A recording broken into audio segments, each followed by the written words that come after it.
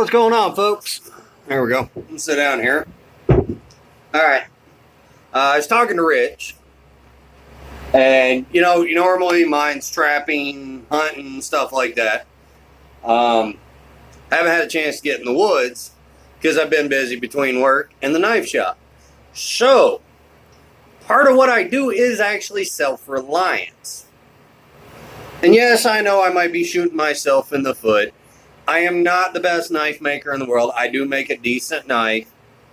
But I want to share what knowledge I have with you guys. The first step is steel. Now, I recommend 1095 carbon steel. It's cheap and it's forgiving.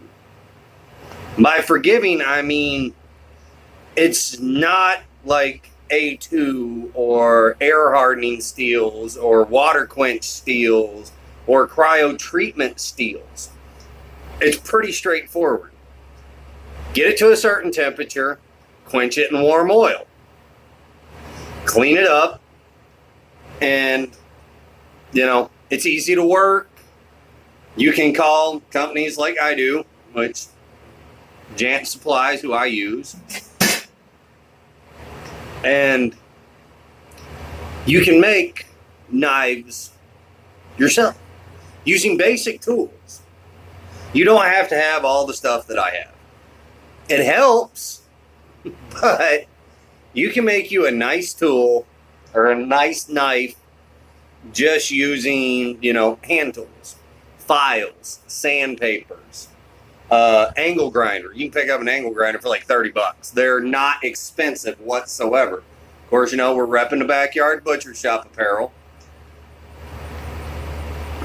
Yeah, don't pet my supper. But the thing behind it is, once you get your steel in, design. Or if you have a knife you really like and you want to try to recreate that knife, there you go. Black Sharpie. Draw it right on the steel. And then, like me, I'm about to use a bandsaw. You don't have to. I didn't start out with a bandsaw. I started out with an angle grinder. Be safe. When I say be safe, I mean if you're using an angle grinder, safety glasses are your friend. Bandsaw is not as critical. If you have access to a metal cutting bandsaw, good job. That's your choice. That should be your choice. As long as it can go slow enough to cut steel. Steel you don't want to cut very fast. Angle grinder will actually blacken the steel, stuff like that. So, what we're going to do, got more knives here, is we're going to cut on this.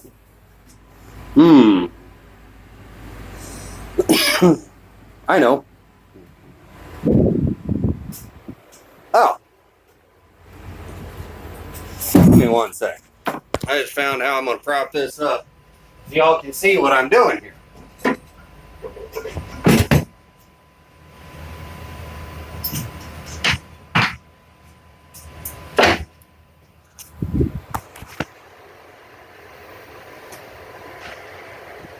There we go. All right. We have our steel. You know what? Let's cut this one first. This one's for a friend of mine's son. And I told him, because he races carts, you win your next race, I'll send you a knife of your choice. Well, he did better than win. He won the whole shebang. He took every heat. Good job, buddy. So, I am a man of my word.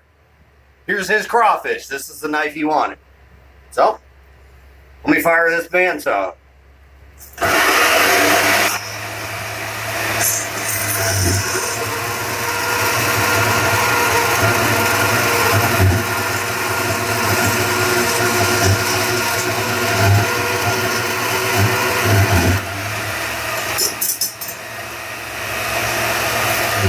Alright, now as you noticed, I didn't just go ahead and start cutting the knife. These are 18-inch pieces of steel. Get it down to manageable size. Angle grinder is not as critical. Still recommend cutting a little above where you want it. And then getting ready to do the cutout. If you have access to a water jet, do it. I don't. This is mine.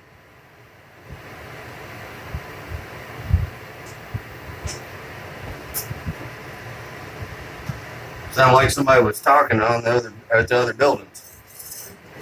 So what we're going to do now is we're going to cut this out.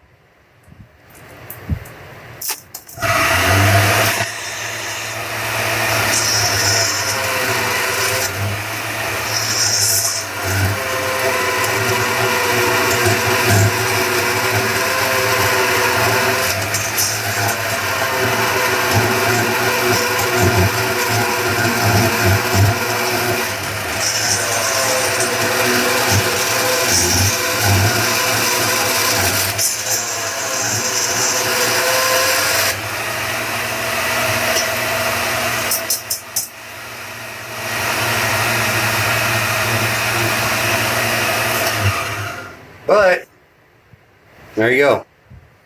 Now all I got to do is come in here, nick this off, and cut this outline. Like I said, I'm not the best knife maker in the world, but I do make a functional knife. And I make an affordable one. Keep cutting.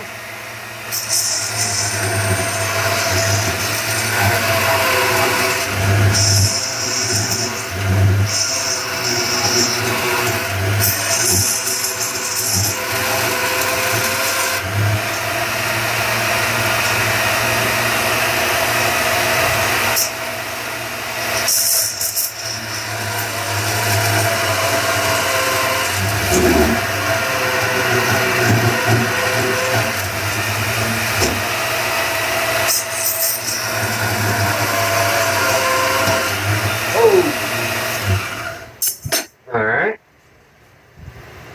What's happened here is a sliver of metal's got in between the side of my plate and my sander. So I'm going to take care of that.